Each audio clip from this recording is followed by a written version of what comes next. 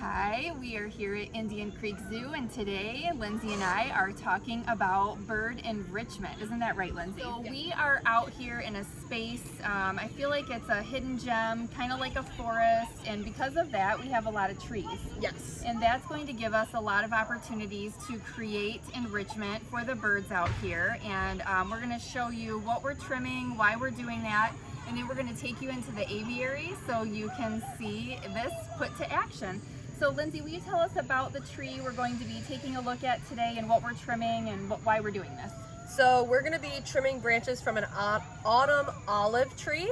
So one thing that we have to be very careful of when we are just getting different branches from the trees around us is to make sure they are non-toxic.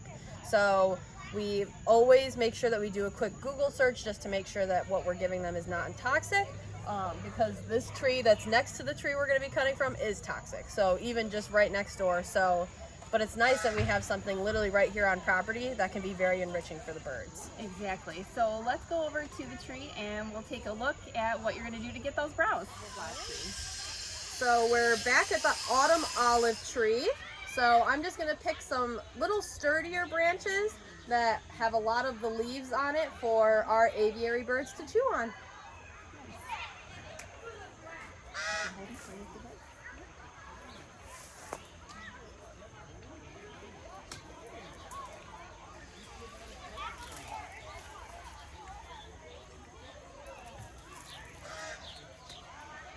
So what kind of birds enjoy this that are in our aviary? So we've got our quails that we have in there. Those are the little ground birds that walk around. They especially love this. So we're gonna see them going up to it, chewing on it, just hanging out with it. Our parakeets really like it, and the rosellas in there really like it. Great.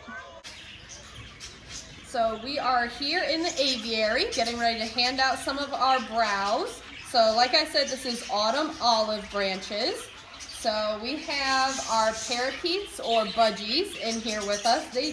You'll see them go down on the ground to chew on it. I'll also put some on some of their perches for them to chew on. And then you can see some of our pheasants and our quails will also chew on it. So it just is a natural behavior that they would do out in the wild.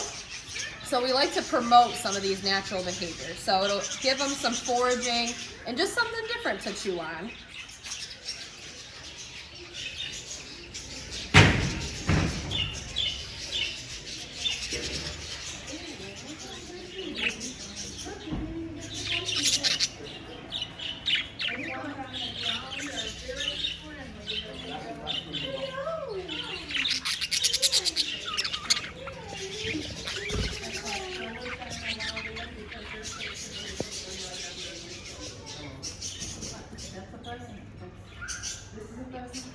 Hi, I'm Laura Joseph. I'm the Director of Animal Training, Behavior, and Enrichment here at Indian Creek Zoo.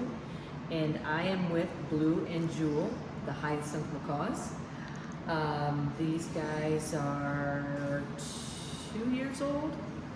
And so they're still pretty young for a lifespan where they could live 50, 60, 70, 80, 90 years.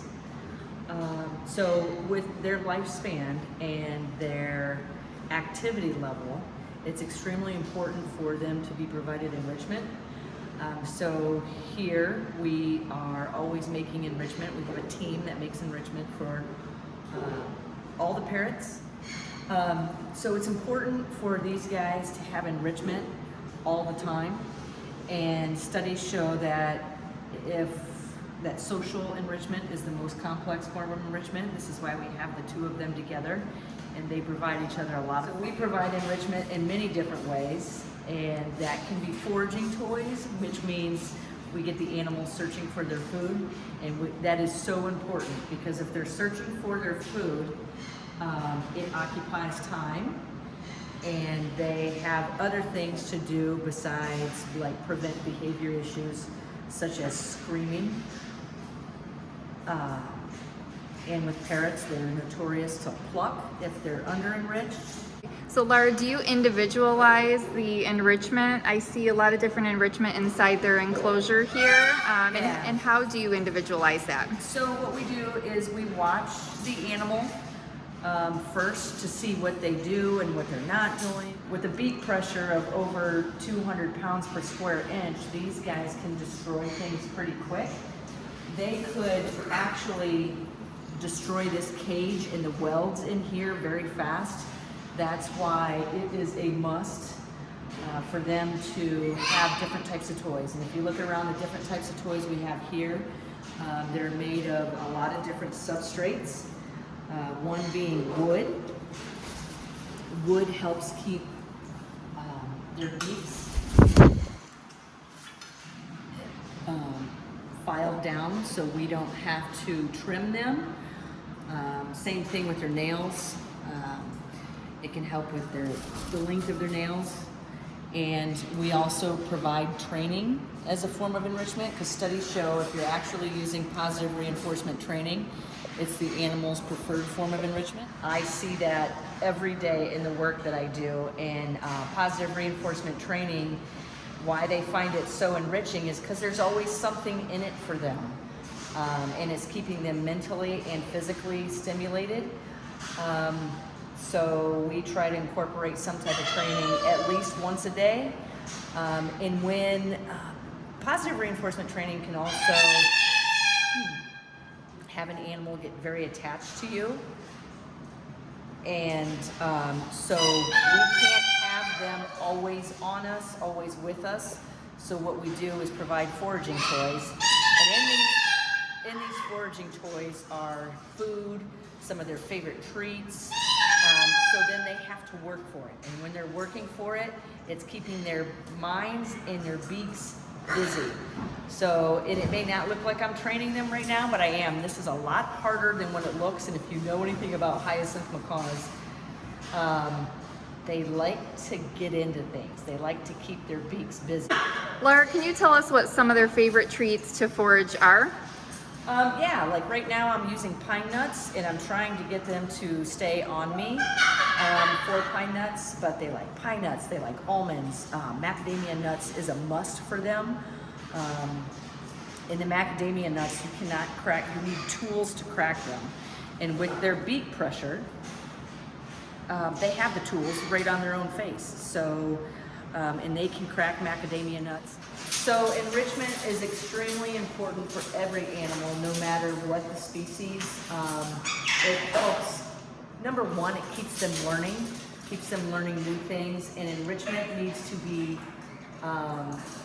mixed up all the time or it gets boring. And studies also state that with predictability comes boredom.